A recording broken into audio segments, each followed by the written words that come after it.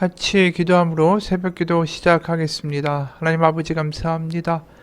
오늘도 아버지 앞에 나아갈 때 주시는 만나를 먹으며 설사 광야와 같은 시간을 보낸다 할지라도 하나님 가운데 믿음으로 한 발자국 내딛어 오늘도 가나안을 향하여 더 나아가는 믿음의 하루가 되게 도와주옵소서. 예수님 이름 받들어 기도합니다. 아멘.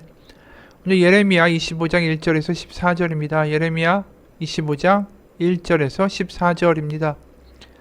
유다의 왕 요시야의 아들 여호야김 넷째 해 곧 바벨론의 왕 느부갓네살 원년에 유다의 모든 백성에 관한 말씀이 예레미야에게 임하니라.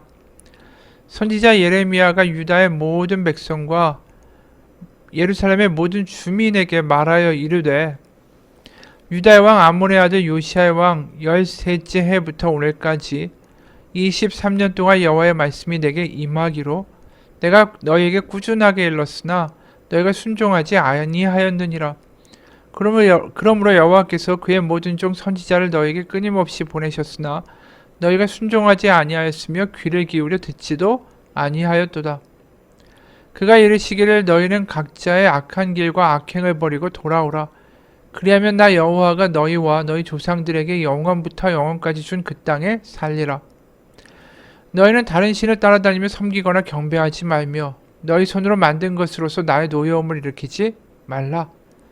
그리하면 내가 너희를 해하지 아니하리라 하였으나 너희가 내 말을 순종하지 아니하고 너희 손으로 만든 것으로서 나의 노여움을 일으켜 스스로 해하였느니라. 여호와의 말씀이니라. 그러므로 만군의 여호와께서 이와 같이 말씀하시니라. 너희가 내 말을 듣지 아니하였느니라. 보라, 내가 북쪽 모든 종족과 내 종 바벨론의 왕 느부갓네살을 불러다가 이 땅과 그 주민과 사방 모든 나라를 쳐서 진멸하여 그들을 놀람과 비웃음거리가 되게 하며 땅으로 영원한 폐허가 되게 할 것이라. 여호와의 말씀이니라. 내가 그들 중에서 기뻐하는 소리와 즐거워하는 소리와 신랑의 소리와 신부의 소리와 맷돌 소리와 등불빛이 끊어지게 하리니 이 모든 땅이 폐허가 되어 놀랄 일이 될 것이며 이 민족들은 70년 동안 바벨론의 왕을 섬기리라. 여호와의 말씀이니라. 70년이 끝나면 내가 바벨론의 왕과 그의 나라와 갈대아인의 땅을 그 죄악으로 말미암아 벌하여 영원히 폐허가 되게 하되 내가 그 땅을 향하여 선언한 바 곧 예레미야가 모든 민족을 향하여 예언하고 이 책에 기록한 나의 모든 말을 그 땅에 임하게 하리라. 그리하여 여러 민족과 큰 왕들이 그들로 자기들을 섬기게 할 것이나 나는 그들의 행위와 그들의 손이 행한 대로 갚으리라. 아멘. 오늘은 예루살렘과 남유다의 패망이 결정되고 이들이 바벨론에 끌려가서 70년 동안 포로 생활을 하게 될 것이다. 그것을 미리 알려주시는 장면입니다. 결국 이들이 패망의 길로 갈 수밖에 없죠. 아무리 이야기해도 듣지 않았기 때문입니다. 예레미야가 아내도 얻지 않고 자식도 낳지 않고 잔치집도 가지 않고 조상집도 가지 않고 여러 가지 상징적인 행위를 하고 눈에 띄는 기이한 모습을 보여주고 성문에 서서 그렇게 외쳐댔지만 그들이 안 들었죠. 예레미야뿐입니까? 이사야도 마찬가지고 여러 선지자들의 말과 경고를 그렇게 우습게 생각했었습니다. 그저 돈만 바치면은 평안할지어다 이렇게 말해주는 거짓 선지자들과 제사장들의 말에 귀를 기울이고 눈이 멀어버렸던 것이죠. 그 기간이 23년이나 되는 거예요. 3절 4절입니다. 유다의 왕 아몬의 아들 요시야의 왕 13째 해부터 오늘까지 23년 동안 여호와의 말씀이 내게 임하기로 내가 너에게 꾸준히 일렀으나 꾸준히 23년을 일렀다라는 거죠. 너희가 순종하지 아니하였느니라.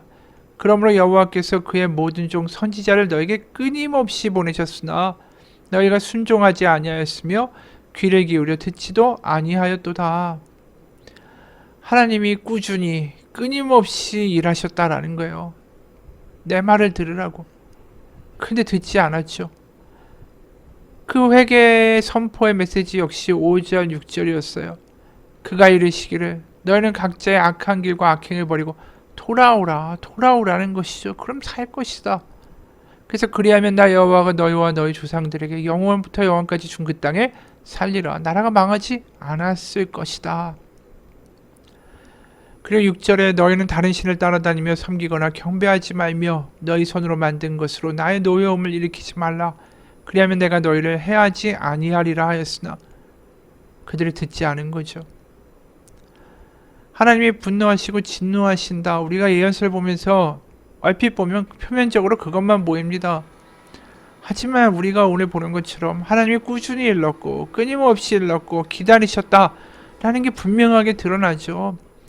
게다가 하나님이 그들에게 징벌과 심판을 가하시는 것 역시 진노 역시 사랑하기 때문이다라고 말하는 거예요. 우리가 선지자나 예언서들을 보게 되면 항상 이렇게 말하죠. 하나님은 남편이고 이스라엘이나 남유다는 다 바람난 간음하는 아내다라고 이야기해요. 바로 사랑의 관계라는 거죠. 사랑하니까 분노하는 거죠. 사랑하지 않으면 분노조차도 할 필요 없어요. 그냥 멸절시키고 멸망시키고 복수하고 죽이면 끝이에요. 하지만 사랑하니까 더 마음의 상처가 큰 거 아닙니까?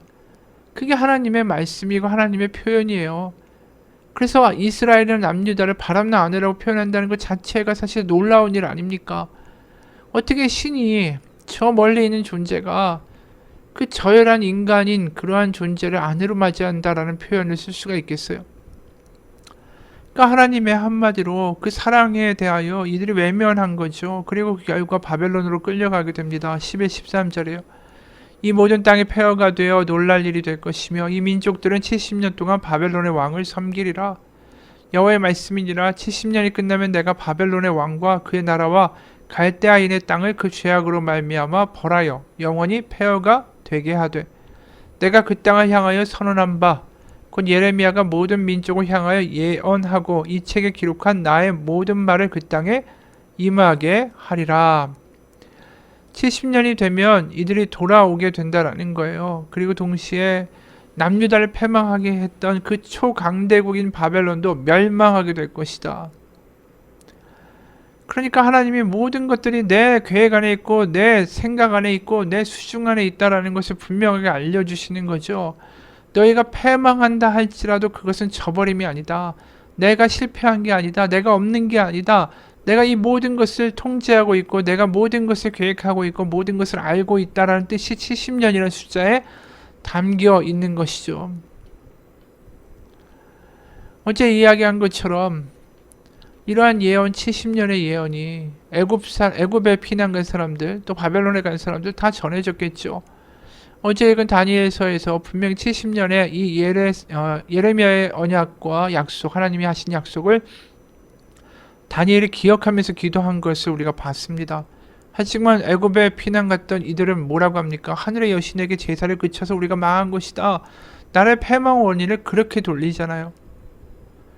하지만 나라의 패망 원인을 다니엘서에서 보듯이 우리가 하나님의 말을 듣지 않고 우리 하고 싶은 대로 하고 그게 나라가 망한 원인이었습니다. 바벨론이 강해서도 아니고 우리가 다른 어떠한 행위를 안 해서도 아니고 우리가 하나님을 배신하고 듣지 않고 우상을 섬겼기 때문입니다. 우리의 허물 때문입니다.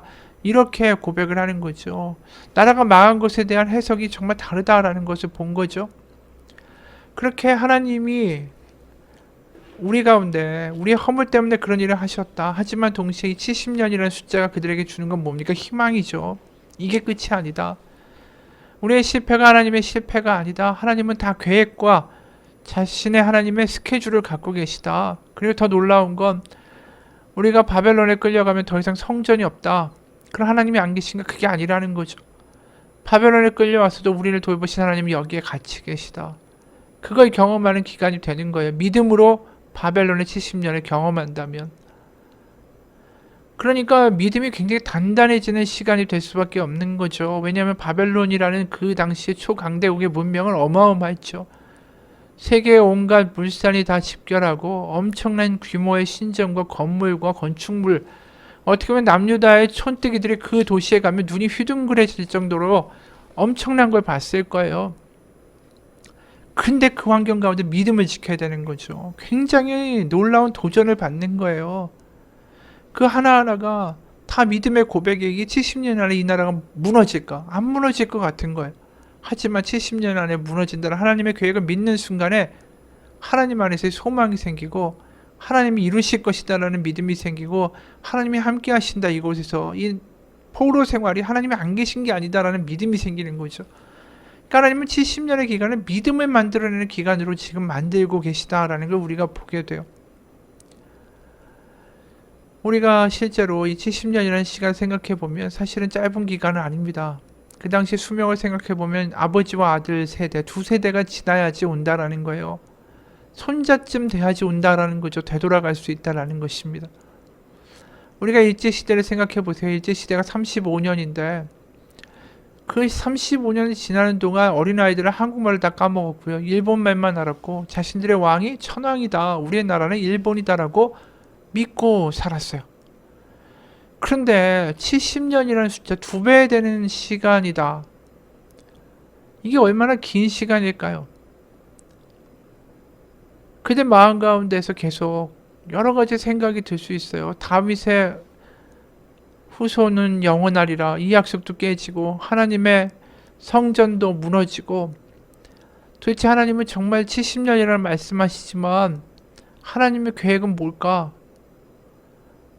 하나님은 정말 그 언약을 지키실 것인가? 다윗의 후손의 왕위가 망하지 않는다고 했는데 이 무너져버린 현실은 도대체 어떻게 설명할 것인가? 바벨론이란 나라가 70년 안에 망하긴 할까? 바벨론이란 나라는 저렇게 위대하고 강대한데 우리에게 어떤 미래가 있을까? 다윗의 후손 왕도 이제 없는데 누가 우리를 이끌까? 뭐 여러 가지 생각들이 다 들 수 있어요. 그 70년의 기간 믿음으로 이길 수 있어야만 된다는 거죠. 그리고 실제로 70년이 지나서 70년이면 아예 포로로 간 사람들은 그곳에 동화돼서 민족 자체가 완전히 사라질 수 있는 기간인데 놀랍게도 포로로 갔던 이들이 다시 예루살렘으로 돌아오는 일이 벌어져요.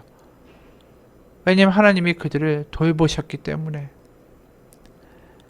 그들의 마음에 하나님이 분명히 나를 알게 하는 마음을 주겠다라고 하신 그 약속을 하나님이 지키셨기 때문이죠. 이 70년의 기간 동안 하나님이라고 마음이 편하셨겠어요. 우리가 군대에다가 애를 보내면서 야 군대 가서 정신 좀 차리겠지. 하지만 동시에 애틋하고 안타깝고 걱정되는 마음이 들지 않습니까? 하나님도 그런 마음이 드셨을 거예요. 그리고 70년 동안 그들은 단단해진 믿음을 가지게 되죠. 가장 최악의 시대에 가장 최고의 믿음으로 빚어지는 기간이 된 것입니다. 그게 다니엘서의 고백이에요. 그래서 성경에서 이렇게 얘기합니다. 출애굽이 2번 있었다. 바벨론에서 다시 가나안으로 들어가는 바로 이것이 제2의 출애굽이다라는 거죠. 첫 번째 출애굽은 애굽이란 강대국에서 가나안으로 갔지만 이제 바로 바벨론이란 강대국에서 다시 가나안으로 들어가는 바로 그 제2의 출애굽이라고 부르는 것입니다. 그리고 출애굽의 40년 동안 어떤 일이 벌어졌습니까? 출애굽하고 1세대 죽고요. 2세대가 믿음으로 단단해져서 가나안으로 들어가는 일을 우리가 모세오경에서 보지 않습니까? 똑같은 일이 벌어진 거예요. 70년 동안 아버지와 아들은 죽고 그 손자가 들어갔지만 그들은 단단한 믿음으로 되어서 가나안에 다시 들어가는 거죠. 하나님이 다시 리셋시킨 거예요. 리셋. 다시 출애굽을 일으킴으로 그 땅 가운데 하나님의 백성으로 하나님만 유일한 신입니다라는 고백을 하는 민족으로 그들을 다시 빚어서 들여보내시는 과정이 70년의 시간이었다라는 거죠. 하나님은 다 계획이 있으십니다. 설사 우리가 뭐 안 되는 일이 있다 할지라도 그것이 하나님 가운데 빚어지는 시간이 될 수 있음을 믿으시기 바랍니다.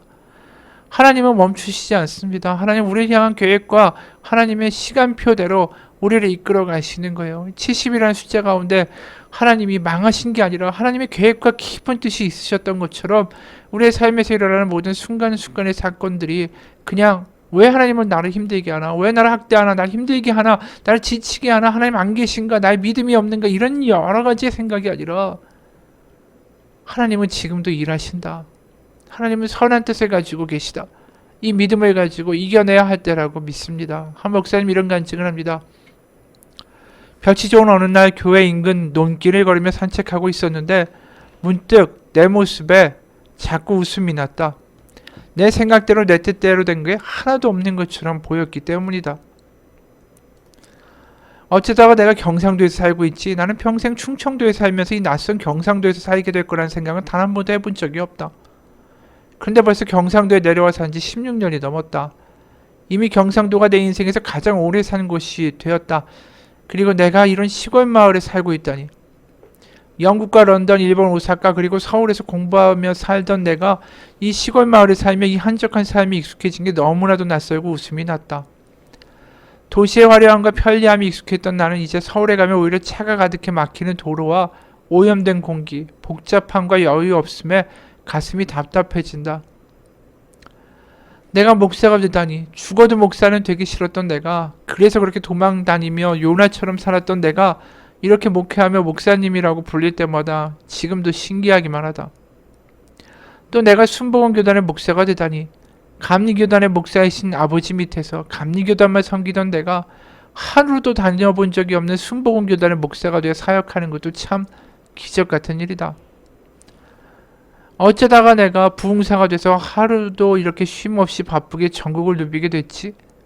사실 나는 조용히 책 읽고 사색하는 거 좋아하고 사람 만나는 거 좋아하지 않는다. 개인적으로 부흥회도 좋아하지 않고 아버지 목회 현장에서도 부흥회를 경험한 적이 별로 없다.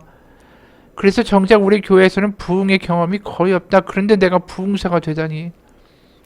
전국을 넘어 세계를 다니며 말씀 사역, 부흥회 사역을 하면서 살아가는 게 정말 신기할 뿐이다. 내가 부산 여자랑 그것도 선을 봐서 결혼하다니.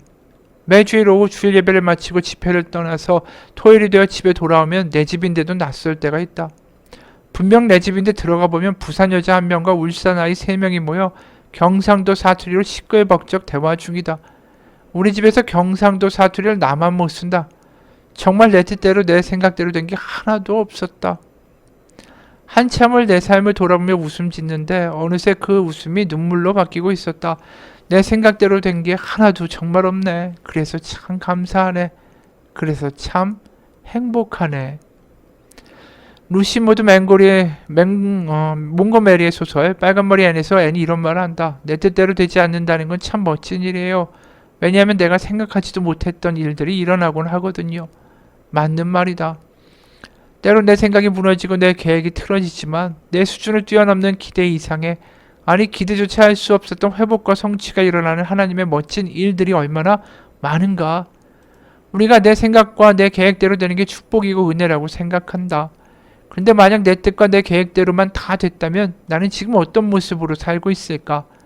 그냥 어느 대기업의 부장쯤 되어 있을 거고 사람들도 나도 그것이 내 인생의 가장 큰 축복이라고 믿으며, 아니 착각하고 살고 있었을 것이다.